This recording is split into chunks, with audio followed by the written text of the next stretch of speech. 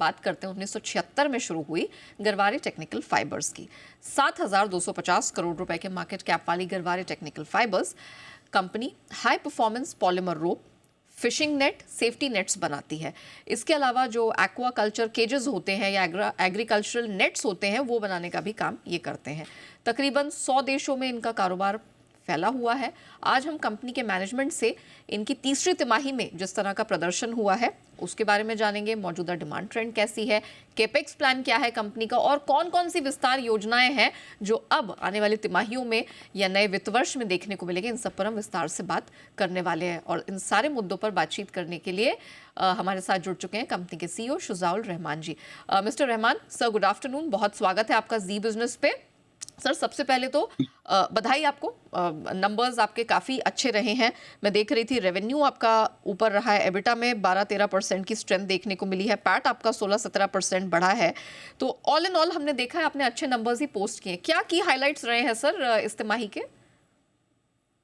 देखिए इस तिमाही में हम 5% से रेवेन्यू ग्रो किया है। जी। मार्जिन एक्सपेंड अब 22.4% के आसपास एबिटा मार्जिन है। 18% प्रॉफिट ग्रोथ बहुत अच्छी थी। देखिए हमारे 2-3 बड़े बिजनेसेस में हमारा सेगमेंट में अच्छा परफॉर्मेंस रहा। जियो सिंथेटिक्स ने बहुत अच्छा किया है, तो इंडिया में भी और बाहर भी वो उसने हमको हेल्प किया बिजनेस से। एक्वाकल्चर सेगमेंट हमारा बहुत अच्छा रहा, उसका ऑर्डर पोजीशन भी अच्छा है। नॉर्वे में हमें काफ़ी कस्टमर में एक्सेस मिली है। नॉर्वे में हम अभी तक एक डिस्ट्रीब्यूटर के साथ काम करते थे। अभी हमने पिछले क्वार्टर में डिसाइड किया कि अब हम डायरेक्ट कस्टमर से डील करेंगे। तो उससे भी हमको डायरेक्ट कस्टमर एक्सेस मिला, उसका भी हमको अभी इमीडिएट फ़ायदा नहीं मिला, फ़ायदा मिलेगा। तो ये 2-3 हाइलाइट्स हैं हमारे, और डोमेस्टिक बिज़नेस ओवरऑल अच्छा किया। हमारा रेशियो करीब 60-40 के आस-पास आया है 9 महीने में। 60% बिज़नेस बाहर से, इंटरनेशनल बिज़नेस एंड 40% इंडिया से। तो ये हमारे हाइलाइट्स हैं। ओके। तो सर ये जो आपका डोमेस्टिक और इंटरनेशनल बिजनेस का मिक्स है, ये 60-40 का, आप इसी को अभी मेंटेन करेंगे? इसमें गोइंग फॉरवर्ड अभी कोई बदलाव नहीं है, राइट? हमारा इंटेंट ये है 60-40 ही मेंटेन करेंगे। ओके। और डोमेस्टिक में भी ग्रोथ का प्लान है, इंटरनेशनल में इक्वल, तो ये मिक्स मेंटेन करने का प्लान है हमारा, और उस हिसाब से हम सारी स्ट्रेटजी बना रहे हैं और ग्रोथ प्लान बना रहे हैं। ओके। अच्छा सर, आप थोड़ा सा हम सेगमेंट वाइज यहाँ पर बात करेंगे। आप बता पाएंगे कि आय और वॉल्यूम ग्रोथ के जो फिगर्स हैं वो आपके एक्वा कल्चर बिजनेस सेगमेंट के लिए कैसे रहे? आपने कहा कि वो आपका जो सेगमेंट है उसने तीसरी तिमाही में अच्छा परफॉर्मेंस किया है, पहले तो वो बता दीजिए सर।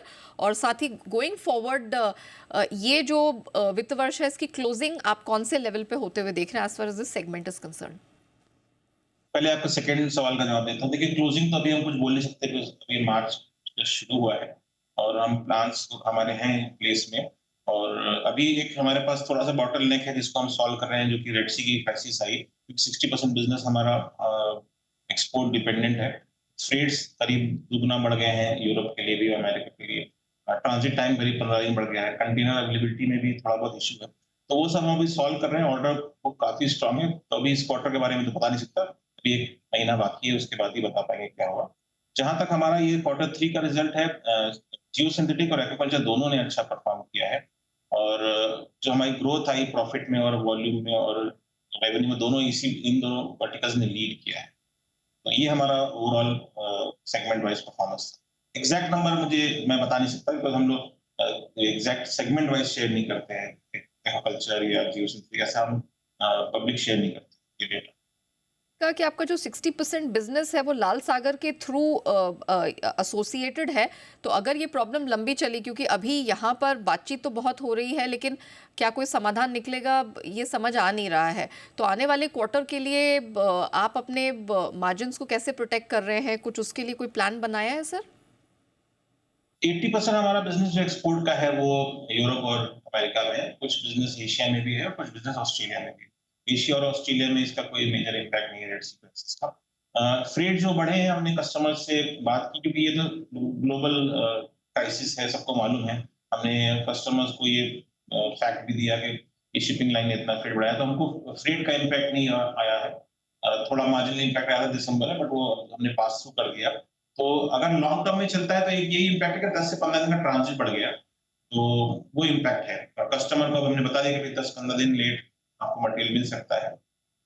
ये हमारा, I don't think long term को इसका इम्पैक्ट पड़ेगा, क्योंकि फ्रेट भी पास थ्रू हो रहा है और ट्रांजिट टाइम हमारे अभी हमने प्लान कर लिया है। ओके, चलिए। फेयरवेल। अच्छा सर, गवर्नमेंट अब हम देख रहे हैं फिशरीज में, एक्वा कल्चर में काफ़ी फोकस कर रही है, और जो प्रधानमंत्री मत्स्य संपदा योजना है उसके तहत 6,000 करोड़ के निवेश का एक आउटले तैयार किया अगले 4 साल के लिए। सर, आपको, आपकी कंपनी को इसका कितना बेनिफिट मिलेगा और कैसे मौके आपको इसके तहत दिखाई दे रहे हैं, इफ एट ऑल? देखिए, इसका फ़ायदा मिलेगा थोड़ा। जो 6,000 करोड़ है उसमें काफ़ी इन्वेस्टमेंट इंफ्रास्ट्रक्चर में होगा।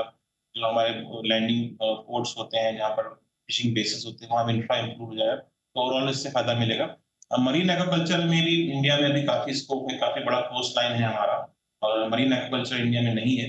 इसके लिए हम कोशिश कर रहे हैं, गवर्नमेंट से बात चल रही है कि इसको कैसे हम आगे बढ़ा सकते हैं, क्योंकि इस कोस्ट लाइन को यूज़ कर सकते हैं।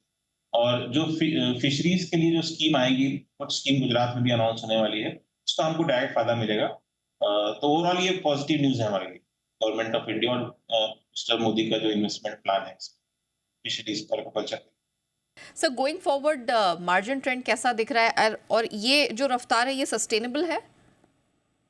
देखिए, इसका रीज़न ये है कि हमने काफ़ी फ़ोकस किया है, जो हमारा नॉन वैल्यूएटेड प्रोडक्ट्स था, नॉन वैब जिसे बोलते हैं, जिसका मार्जिन कम था, उसको हमने कन्वर्ट किया है वैब में। हमारी कंपनी इनोवेशन बहुत फ़ोकस करती है, 94 पेटेंट्स ऑलरेडी अप्लाइड हो चुके हैं। तो हमारा एम ये रहता है कि कस्टमर को अच्छे प्रोडक्ट देके उसको वैल्यू बेनिफिट दिया जाए और कस्टमर को अपग्रेड करें। तो ये हमारी रीज़न रहा है पिछले कुछ 1.5 साल में, जो हमारा मार्जिन इम्प्रूव हुआ। बट जो हमारा रेंज है अभी 22, 23, 24% का, ये ऑप्टिमम है अभी इस स्टेज पे।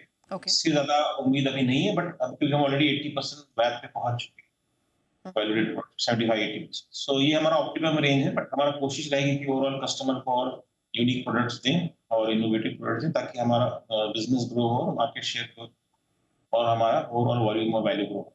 तो अच्छा। वो एम है, बट रेंज एबिटा का मोटा-मोटा इतना ही रहेगा। ओके। सर, आपने कुछ प्रोडक्ट्स की बात की, तो मेरा अगला सवाल यही था कि कोई नए प्रोडक्ट लॉन्च करने की तैयारी है सर? कोई सॉल्यूशंस हैं केटरिंग टू एक्वाकल्चर इंडस्ट्री? कुछ इरादा है इस वित्त वर्ष में जो हमें देखने को मिलेगा ऐसा? हाँ, तो कुछ प्रोडक्ट्स हैं जो कि ऑलरेडी मार्केट में हैं, जो कि चिले में और नॉर्वे में और स्कॉटलैंड में बहुत अच्छा कर रहे हैं। उनके बारे में मैंने पिछली बार भी बताया था कि वो से बहुत वैल्यूएशन हुआ कस्टमर को और बेनिफिट है। एक world first in connected net हमने ट्रायल किया है चिले में, जो कि पूरा कनेक्टेड है। अगर कोई ब्रेकेज होता है या उसमें इश्यू होता है, तो ऑटोमेटिक ईमेल और व्हाट्सएप मैसेज भेजता है, कनेक्टेड है उस सिस्टम से। उसका ट्रायल चल रहा है चिली में। ये अगर प्रोडक्ट सक्सेसफुल होता है, तो काफ़ी बड़ा इससे आगे ग्रोथ मिल सकती है। एक्वाकल्चर के अलावा बाकी प्रोडक्ट्स में, सेगमेंट्स में भी हम इनोवेटिव प्रोडक्ट्स ट्रायल कर रहे हैं।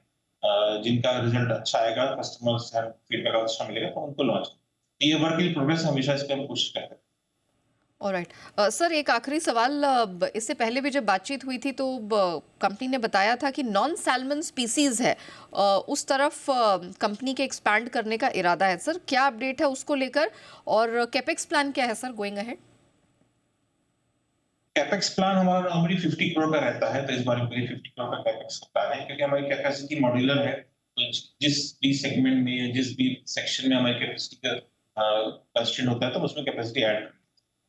नॉन सैल्मन एजेंडा हमने ड्राइव किया है, ये साल बहुत अच्छा रहा। इनफैक्ट अभी भी काफ़ी अच्छी ऑर्डर बुक है अगले क्वार्टर के लिए। और हमको ये जो ऑर्डर्स आ रहे हैं, ये अफ्रीका में कुछ कुछ कई कंट्रीज से आ रहे हैं, एशिया में आ रहे हैं, मिडल ईस्ट से आ रहे हैं, लैटिन अमेरिका से आ रहे हैं। तो ये क्योंकि आपको मालूम होगा कि ओवरऑल प्रोटीन रिक्वायरमेंट, फिश की रिक्वायरमेंट ग्रो कर रही है। करेक्ट। करीब करीब 1% पर कैपिटा कंजम्पशन इंक्रीज हो रहा है पॉपुलेशन ग्रो का। और ट्रॉलिंग या कैप्चर्ड फिशरीज ज्यादा ग्रो नहीं करेगी। एक्वाकल्चर से ही ओवरऑल ग्रोथ आएगी।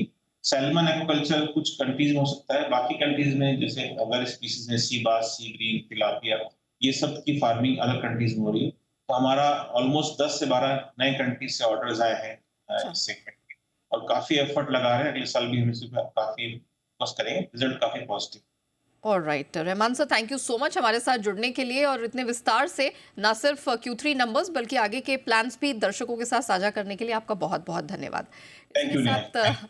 शो को हम यहीं रैप अप करते हैं, लेकिन बने रहिएगा जी बिजनेस के साथ। ब्रेक के उस पार भी खबरों का सिलसिला जारी रहेगा।